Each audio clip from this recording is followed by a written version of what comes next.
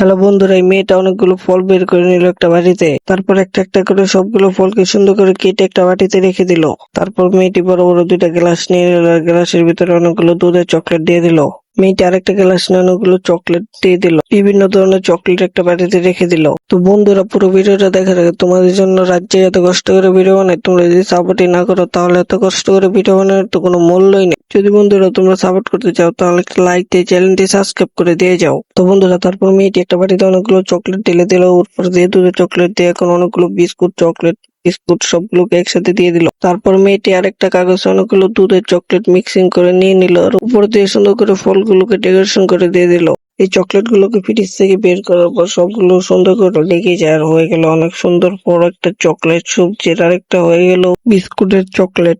সবগুলোকে সুন্দর করে ভেঙে করে সুন্দর করে প্যাকেটিং করে নিল গিফটের জন্য। তো বন্ধুরা, তোমরা যদি এরকম মজাদার চকলেট গিফট পেতে চাও তাহলে জলদি সাবস্ক্রাইব করো।